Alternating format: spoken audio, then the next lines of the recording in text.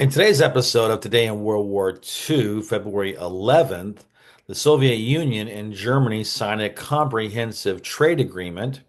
The first Afrika Korps troops arrive in Tripoli. Two German battleships make a mad dash through the English Channel heading for Germany. A Soviet female ace shoots down another two German planes. Timid let's just say timid George General Lucas in Anzio orders a counterattack, but gives the Germans fair warning about it ahead of time. And finally, the Yalta Agreement is signed by the Allies, which has major post-war consequences, not in a good way for the European countries. Let's get to work. All right, so on February 11th, 1940, notice the date. The Germans and the Soviets are not at war. They had signed their non-aggression pact, lots of secret codicils in there. Germans said, "You guys have carte blanche on the Baltics and Finland. You can go after them and take them if you want." Um, they divided Poland between them, and so this is a logical next step. So actually, if you think about it and don't buy into, if you ever talk to a Russian about World War II, they will deny that this stuff ever happened because it's not taught in their schools and they only want to show their country in the most positive light as possible, even though lots of times it's all lies. In this case, they'll deny out the yin yang that there was ever a comprehensive trade agreement between the Soviet Union and Nazi Germany. There was. The core agreement was that the Soviets would send them raw materials and food. In exchange for that, they would get German machinery and German military equipment. So the war started on the Eastern Front on June 22nd, 1941. So we are about what, let's say here, 12, 13, 14, 15, about 16 months away from the Operation Barbarossa, the Nazi invasion of the Soviet Union. So in that period of time, there's trains going back and forth every single day, multiple destinations, multiple tracks, and they're doing this. So in all, and food was being given by the Soviets, oil, okay, raw materials in general. So, for the first part of the war, while Germany is invading Western Europe, subjugating it, while they're moving into North Africa, while they go into the Baltics and they invade and conquer Yugoslavia, Greece, they coerce Bulgaria, Romania, and Hungary, put pressure on them to come in with them, while the subjugation of Eastern and Western Europe as a whole is going on. Who is their biggest trading partner? Who is the biggest country that's giving them the most support out of anything? The Soviet Union, right? So wouldn't that be considered aiding and abetting the Nazi regime? Just saying. Just saying. I want you to aid and abet my plans for global domination with this channel, at least in the World War II niche. And the way to do that is to subscribe to my channel. It's very simple. All you have to do is just go down below of the screen. You can see the subscribe button. Click on that. There's a bell, little bell symbol. If you click on that, that means that YouTube will send you notifications every single time I drop a new video or one of my new videos premieres. So if you could do that, it's a small step for you, but it's a huge step for me in my channel. Okay? Thank you. On February 11th, 1941, the first German troops arrived at Tripoli, Libya. Yesterday, in yesterday's video, I talked about how the first convoy had left Italy and was on its way to Tripoli.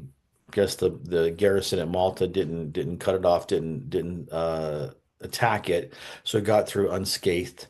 And think about that. This was the debut of the Afrika Korps in North Africa. You're gonna have divisions there, trucks, most importantly for Rommel, his precious 88 millimeter anti-aircraft guns, which he turned into anti-tank guns, which was by far the most fearsome anti-tank guns in the war for either side.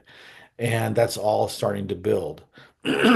And all the work that Operation Compass did to get the Axis, out of Egypt, across uh, Libya and across the Cyrenaica Peninsula to their final destination that got as far as El Aguila, that line there. We'll watch as we go forward from now on, you'll see it starts to go back again. All right. And then, but progress should never go back. You should never watch one of my videos without hitting the like button, just a thumbs up on the screen, and leaving a comment because that will do the most damage to the algorithm in the sense that it will convince the algorithm to, promote my channel. And that's what I want. I want more people to see this. So I would appreciate if you could give me just a little bit of help. Doesn't require much effort on your part. Certainly doesn't require any money. Okay. On February 11th, 1942, the German battle cruiser Scharnhorst-Lydia and Prince Eugen, they had been holed up in the French harbor of Brest on the Brittany Peninsula. They had been raiding, they went there, but they needed to get back to Germany, and so the most expeditious way to do that would be to go through the Channel, the English Channel. It was a very daring mission on their part. Uh, Pretty ballsy, I would say, because they're going to have to go through the teeth of the RAF and the German surface fleet. And so on this day, February 11th, 1942, they sortied out of Brest Harbor and began their race, accompanied by six destroyers. They left the harbor at 11:30, and they would not be discovered for a while.